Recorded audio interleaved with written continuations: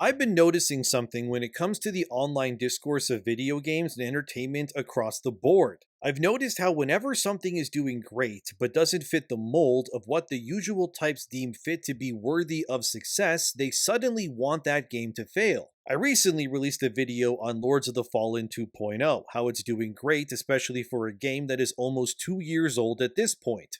I spoke about how the developers asked the fans what they wanted and then genuinely delivered exactly what the fans deemed was most important for the game they bought and paid for. They didn't have to fix it. They could have easily just left the game as it was and moved on to the sequel to maybe implement those fixes into that eventual game. But they didn't do that. They went back and they did the work and they swallowed their pride and then they gave people what they wanted. And the internet responded in kind. It sold better than ever. It moved copies. It entered the global top 10 bestsellers list on Steam by revenue by all accounts. What Lords of the Fallen 2.0 did was amazing, and if you ask me, more games should lead by its example. But I've noticed another thing. And it's sort of the point of this video, which is that following Lords 2.0 victory, people got mad about it. A lot, actually. They got angry that something was doing well that they felt didn't deserve the praise that it was getting. It's not the only game. I remember when Western developers got butthurt about Elden Ring even existing, how Ubisoft developers and more were perplexed and salty that a game that doesn't hold your hand and let players do what they wanted in an open world, a true open world, not the faux open worlds that Ubisoft usually creates and ended up selling over 25 million copies in its debut year and even won Game of the Year pretty much everywhere. We all know it. Elden Ring was a massive success. We cannot deny this because the proof is there. Everyone who played that game saw the magic. Their jaws gaped when they realized there was an entire underground world beneath the lands between. The game felt like an epic odyssey. Something we never thought possible was suddenly here. It existed, and it was real.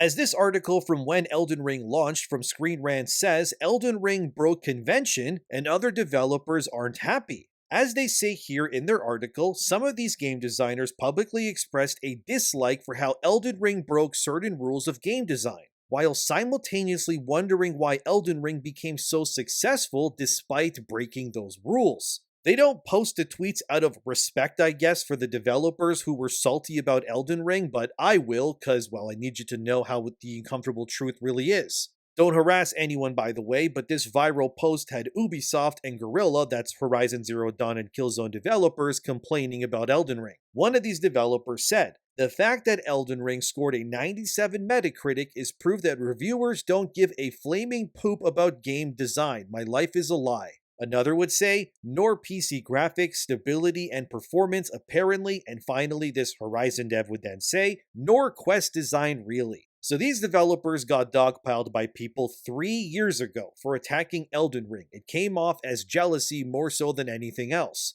And then players conveyed that how these developers and others responded to Elden Ring was showing the disconnect between what the players wanted versus what the developers thought were important.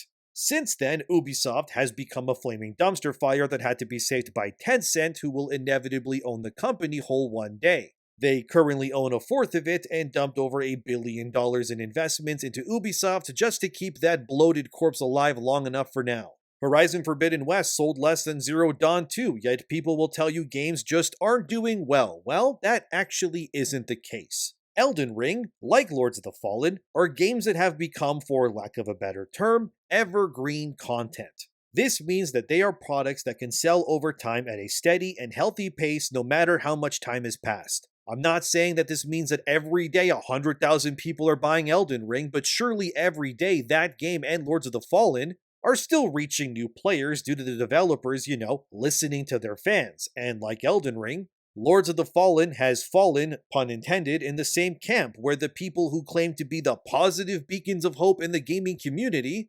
always seem to turn heel and become very evil and, dare I say, angry when a game does well that they don't seem to want to do well. Like I said, I made a video on Lords already, I posted it, and then on Twitter, a lot of people really didn't like my video. They said I was shilling, that I didn't care for Lords prior to this 2.0 thing, which isn't true. I bought the game day one, I beat it within its release window. If you don't believe me, go look up my PSN. It's Shoryuken with 2 Ys, by the way. The evidence is there if you somehow don't believe that I didn't play. or beat Lords of the Fallen at release. I'm not hiding anything. Regardless, I felt like these people who were attacking me over my coverage of the game, whom I will not give spotlight in this video because that's what they really want. So instead of giving any one of these people the exposure they so desperately want, I'll just consider them all one giant gluttonous monolith that I'll address instead if you guys don't mind. Which is simply they just, like the developers who were angry at Elden Ring, just like the constant attacks that CI Games and Hexworks went under following the release of not only Lords, but especially that 2.0 update, claiming that they were bending the knee to woke grifters, when in reality, they were simply giving people who actually buy games what they wanted. That this was all a bad thing. It also reminds me of Baldur's Gate 3, which also, to a similar degree, was also met with insane levels of cope following its release, just like Elden Ring or this 2.0 Lord stuff too. When Baldur's Gate 3 released, the cope began to flow out of gaming journalist websites immediately to run damage control, not because Baldur's Gate 3 was a bad game, but actually the opposite. In fact, it was good, too good, some would say, and it raised the bar way too highly, as this article from 80 Level states. Developers believe Baldur's Gate 3 shouldn't be raised standard for RPGs. This is not a new baseline for RPGs. This is an anomaly. So this all stemmed when a developer named Xalavier Nelson Jr., don't harass this guy by the way, said this in a mega thread he posted about Baldur's Gate 3. He started with this.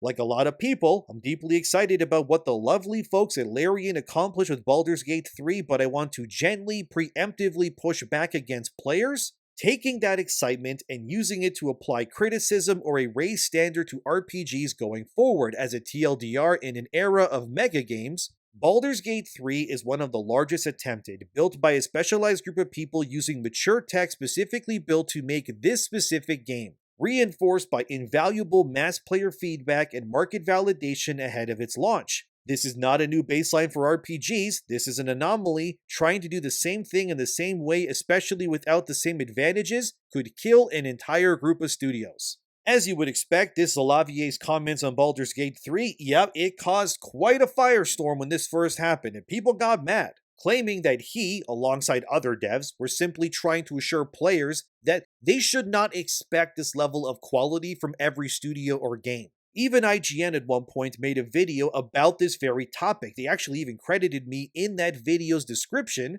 as one of the YouTubers they referenced this info from originally, but of course I was removed because I don't fit the narrative that these people want. So the point of all of this is that we are seeing time and time again that whenever a game does well, or gives players what they actually want out of their games, the industry, instead of celebrating these games, does the opposite and just wants to bury them instead. Elden Ring is too vast, it's too good, and it's too grand. You can't possibly expect this from other developers, and if you do, you're a moron, and also we hate you.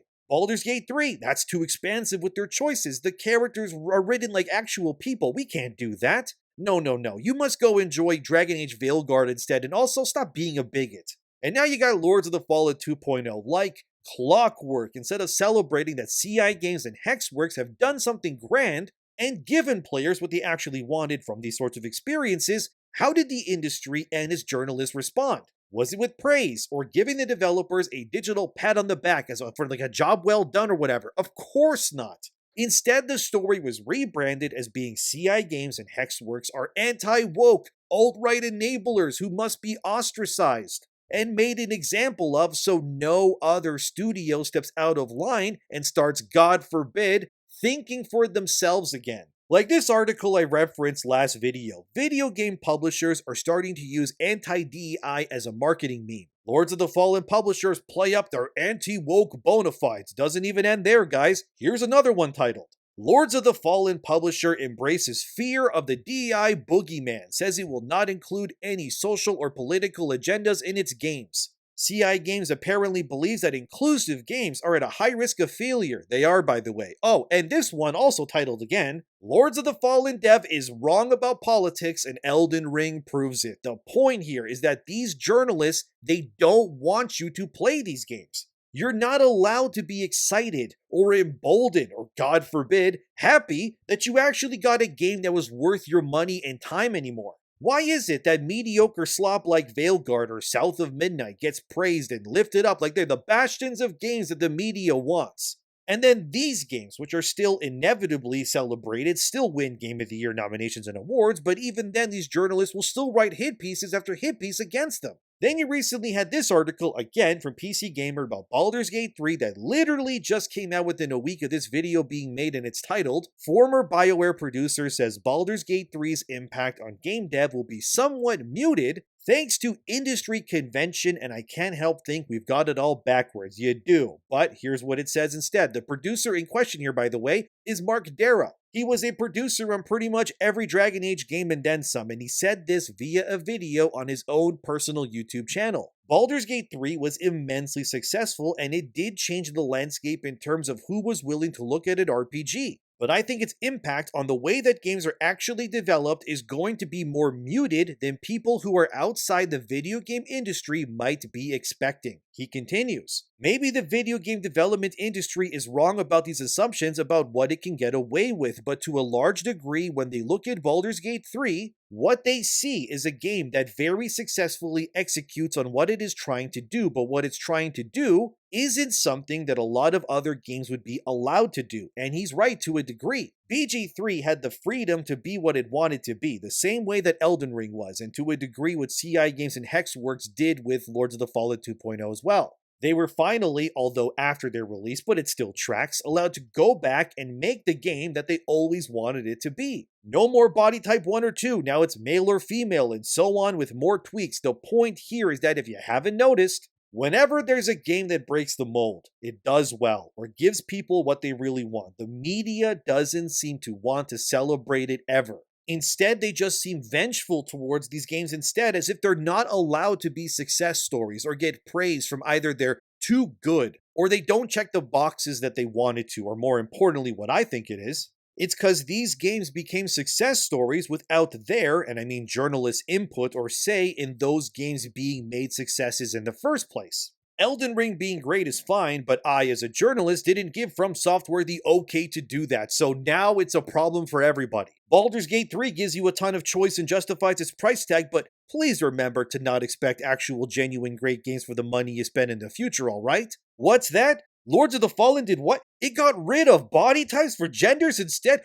What do you mean it's Southern like crazy improves giving players what they want? And not drowning your experiences in modern political jargon is actually good for sales and your reputation. I'm shocked. Well, now we gotta kill it and bury it and make an example out of it too. Don't buy the game, don't you even dare play it, don't even look at it. I better never hear any of you ever mention the name of that game ever again when it comes to how to make games successful in this modern day. And if you ask me, this backwards way of looking at game development and seeing what clearly works is a big reason why the integrity and lifeblood of the journalism side of gaming has died so resoundingly quickly as it has. Because they never celebrate these games. At best, they'll release an article on Lords 2.0 saying, yeah, it has updates, but that's about it. They're not going to praise CI Games or Hexworks for what they did. Wow, you guys actually went back and fixed your game. That's amazing. No, instead, it's all negativity. And this stupid way of thinking needs to be rectified if the industry, and the journalists especially, want any hope of connecting again to the readers are supposed to be in service to in the first place. But the sad part is, maybe they don't care. They don't want to be in service to the players or the readers anymore. After all, we're all bigots, aren't we? Evil straight males for the most part who aren't aware of our supremacy over these poor writers and the people in the industry. Oh, we're all so evil. I've never in my life seen an industry so loathing of its consumer base like video games are right now for the past 5 years at least. Maybe Hollywood probably comes the closest to this, but yeah, they've been reeling in pain ever since and they still haven't recovered. And this is why the perpetually offended are losing their minds every time something does well. Because what does well is never in service of them, the journalists, but the players instead, and doesn't push their message. But they don't want that. They're mad because it's based, and based games are winning. Oh no! I also want to bring up another game to prove a point, which is Goddess of Victory Nikki, or Nike? I think that's how you say it. Anyway, it's a mobile game from Shift Up. Yeah, the same developers as Stellar Blade. Anyway, this Nike, I'm going to call it Nike. Nike is doing absurdly well even to this day for Shift Up. which is a South Korean development studio. In Nike, you play as cute anime girls with assets, I guess we could say, and you then engage in combat. It's a free-to-play game, and to the surprise of nobody, it's doing gangbusters. As of March 2025, as seen here from PocketGamer.com, Goddess of Victory, Nikki Nike whatever hits $1 billion on mobile during romantic Valentine event. And by the way, half of this came from Japanese players alone. That's crazy, dude. Anyway, the game originally came out on November 4th, 2022. And within its first year, Nike was able to rack up an impressive $553 million in revenue. Jesus, making the game a mobile game sensation. During its second year, the revenue dipped to around $334 million. Still a lot of money, who are we kidding? But it has now ramped up again. By the way, Nikki Nike whatever made $106 million in its debut month when it first came out. That's crazy, I know. Anyway, with Nikki Nike doing gangbusters and Stellar Blade becoming a sensation, which delivered plenty of action RPG goodness and got lambasted by journalists the same way everything else I mentioned already has,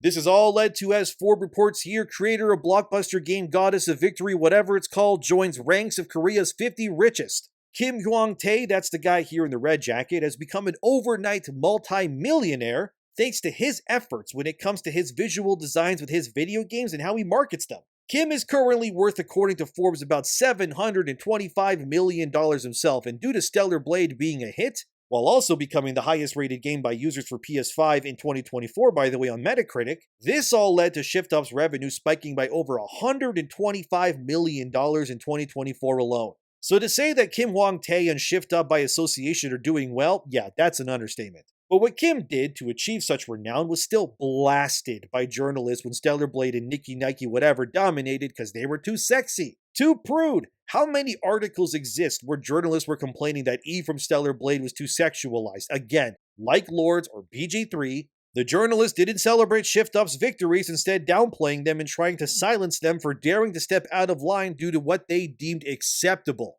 The same happened with Black Myth Wukong. Remember the articles when IGN famously claimed that Game Science, the makers of Wukong, were actually sexist and they were actually abusing people behind the scenes? And yet, since those claims, nothing came to light, nothing was reported, and no evidence of any kind to fit IGN's narrative, which then multiple websites would reference in literally every single article about Wukong during its release talked about. Remember when Black Myth Wukong also famously got a 6 out of 10 from Screen Rant, and they claimed that the game was not diverse enough because there were no people of color in it? I'm not even kidding by that, go look it up. Yeah, a game where you play as a magical monkey in fantasy China, fighting spiders and beetles and rats, was not diverse enough for games journalists. You gotta be kidding me. And this is what I'm saying, guys. They tried to bury Black Myth Wukong. It didn't work, obviously. The game sold over 25 million copies. My god, dude. And it became an Elden Ring level success story, and has now led to China doubling down on game development, and it will lead to, mark my words, China just taking over the game industry before too long too. But whether it's Wukong or Baldur's Gate 3 or Elden Ring or this Nikki Nike game or Stellar Blade or Lords of the Fallen, they all have something in common, don't they? All these games are problems for the games industry because they were too successful, they were too given, and they gave you, the player, what you wanted in this desert that is Western gaming for the most part. And yet they never patted Wukong on the back for a job well done. They won't do the same with Lords of the Fallen either. Because these games, to these types, just like the Twitter folk who attacked me, who salivate for relevancy, they find all of these games problematic for all sorts of stupid reasons. You can't like them, you shouldn't play them, because if you do, you're the problem with the games industry, not us, of course. That's right, according to them, we should all just be playing DI made by committee gray slop and should never enjoy anything unless they give us the okay to do so ever again. And if you ask me, that disgusts me, it really does. The fact that these morons on Twitter too say that I don't play games, me, of all people. I don't want to toot my horn too much, but I literally just 100%ed the first Berserker Kazan. That's one of the most challenging Souls-likes to ever be created. I did it in one playthrough. No summons, nothing. I don't even know how easy the easy mode is because I never turned it on. I've platinumed Elden Ring, Black Myth Wukong, Stellar Blade, Sekiro, all the Dark Souls and Demon Souls games, Bloodborne, Wolong Fallen Dynasty, hell, I even platinumed both Neo games and more. Yet to these people, I'm the one who isn't a gamer. Oh, I'm the one who's in the wrong here, because I what? Want people to have games that respect them, that give them what their money is actually worth. How far down are these people in these ideology holes to be thinking like this still? Why is it problematic or bad to want better for players? Why am I met with so much blowback from so-called people who call themselves gamers for simply wanting what's best for them? The only answer is that these people are not in this for the soul of gaming or whatever. They just crave control, and that's really it. They want you in the gutter, eating and feeding off of their scraps and their doo-doo butter, and I'm personally not about that life. I don't think it's wrong to want that you deserve in terms of your entertainment. If you're considered to give 100% of the money for the product every time you buy something, then why is it so bad that you should not expect 100% of the quality of the product in return? Why is that problematic? The only people who think this is wrong are snake oil salesmen who will call me and others grifters when they champion DEI nonsense. That is also just a convenient, all-blanket way to make problems in the industry for developers, by gaslighting them into believing that said problems exist and then offering their services to fix the problems that wouldn't have existed had they never grifted these studios to begin with. Did I just explain Sweet Baby in pretty much all of them? I sure as hell did. And look, people can be mad about Lords of the Fallen 2.0 all they want, but Steam numbers don't lie, folks. We're seeing great responses to the game changing its ways and the game sitting at a very positive rating. We should celebrate that, not attack it. Because Hexworks took the feedback, they fixed the bugs, and they delivered a Souls-like that slaps harder than a Mimic chest. But oh no, they say, but it's a game that doesn't cater to everyone's feelings. How dare they, the usual suspects? Those blue check wannabes and Reddit mods with way too much time on their hands are out there crying that Lords of the Fallen 2.0 is pandering to anti-woke. Come on, man. We should be celebrating right now. Instead, I gotta fight back because people are trying to slander me instead. It's all so tiresome. We should be happy about Lords of the Fallen doing what they did, but they instead take it as offense more than anything. It's like that Nicky Nike game I mentioned. Oh, it's too gratuitous. Cool story. Guess what? It has over 45 million downloads and hit $1 billion in revenue, like I said already.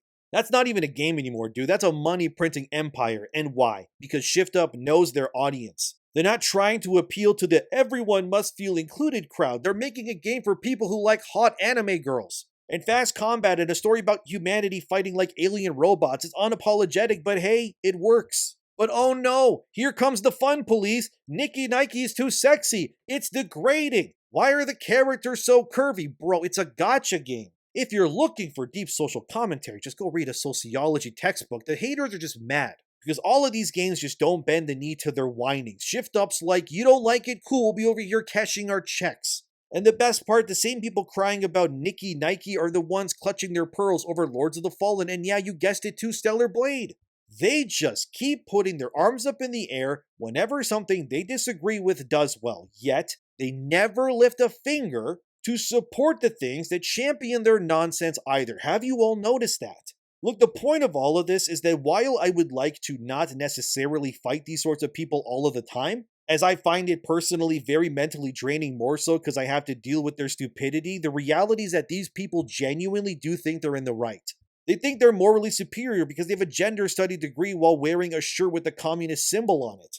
Look, you can't appease morons when it comes to anything. You can't cater to everyone on the planet, and it's impossible to make most of these guys happy when you do anything, because they'll always just go and send a tweet saying how you're wrong without any proof, just the thoughts in their brain swirling around like a toilet bowl. At the end of the day, I just want video games to respect the players again. I want games to be worth the money that you spend on them, and I want games to stop talking down to you. That's literally it. I'm not in this for the money. If I was, I would be on Twitch right now, spreading my butthole wider than the Grand Canyon while writing people's names on my chest with a Sharpie. Instead, I'm here doing this. My YouTube channel began because these types couldn't leave video games alone. Their own hubris led to this, if you ask me, but ultimately, just keep supporting games made by people who don't hate you. Not only will your wallet thank you, but your soul will too. Stop feeding these freaks and just let them die in obscurity.